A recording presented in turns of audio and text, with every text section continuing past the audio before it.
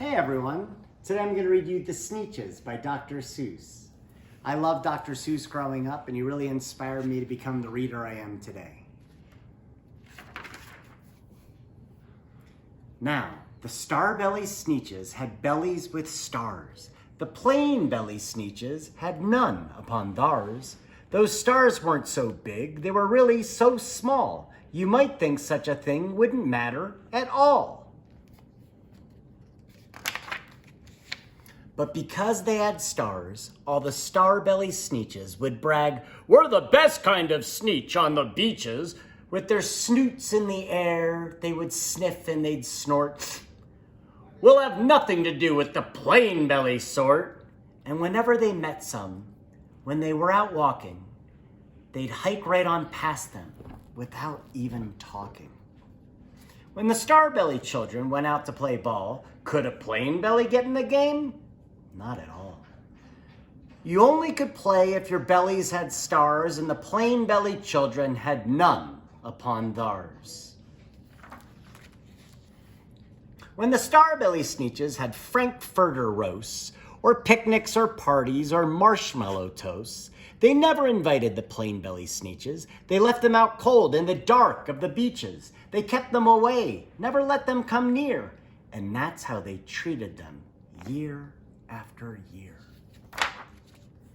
Then one day, it seems, while the plain-belly Sneetches were moping and doping alone on the beaches, just sitting there wishing their bellies had stars, a stranger zipped up in the strangest of cars. "My friends," he announced in a voice clear and keen, "my name is Sylvester McMonkey McBean, and I've heard of your troubles. I've heard you're unhappy, but I can fix that. I'm the fix-it-up chappie. I've come here to help you. I have what you need, and my prices are low, and I work at great speed, and my work is 100% guaranteed." Then quickly, Sylvester McMonkey McBean put together a very peculiar machine, and he said, "You want stars like a star-belly Sneetch, my friends? You can have them for $3 each. Just pay me your money and hop right aboard." So they clambered inside. Then the big machine roared, and it clonked, and it bonked, and it jerked, and it burped, and it bopped them about, but the thing really worked. When the plain-belly Sneetches popped out, they had stars. They actually did. They had stars upon theirs. Then they yelled at the ones who had stars at the start, "We're exactly like you. You can't tell us apart. We're all just the same now, you snooty old smarties. And now we can go to your frankfurter parties." "Good grief," groaned the ones who had stars at the first. "We're still the best Sneetches, and they are the worst. But now, how in the world will we know," they all frowned, "if which kind is what, or the other way round?" Then up came McBean with a very sly wink, and he said, "Things are not quite as bad as you think. So you don't know who's who. That's perfectly true. But come with me, friends. Do you know what I'll do? I'll make you, again, the best Sneetches on beaches, and all it will cost is $10 eaches." "Belly stars are no longer in style," said McBean. "What you need is a trip through my star-off machine. This wondrous contraption will take off your stars, so you won't look like Sneetches who have them on theirs."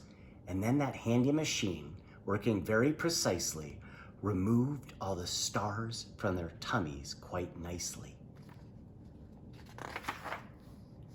Then, with snoots in the air, they paraded about, and they opened their beaks and they let out a shout, "We know who is who, and there isn't a doubt. The best kind of Sneetches are Sneetches without." Then, of course, those with stars got all frightfully mad. To be wearing a star now was frightfully bad. Then, of course, old Sylvester McMonkey McBean invited them into his star-off machine. Then, of course, from then on, as you probably guess, things really got into a horrible mess. All the rest of that day, on those wild screaming beaches, the fix-it-up chappie kept fixing up Sneetches. Off again, on again, in again, out again. Through the machines they raced round and about again, changing their stars every minute or two. They kept paying money, they kept running through, until neither the plane nor the star bellies knew whether this one was that one, or that one was this one, or which one was what one, or what one was who. Then, when every last cent of their money was spent, the fix-it-up chappie packed up and he went. And he laughed as he drove in his car up the beach. They never will learn, no, you can't teach a Sneetch. But McBean was quite wrong. I'm quite happy to say that the Sneetches got really quite smart on that day. The day they decided that Sneetches are Sneetches and no kind of Sneetch is the best on the beaches, that day, all the Sneetches forgot about stars and whether they had one or not upon theirs. The Sneetches by Dr. Seuss.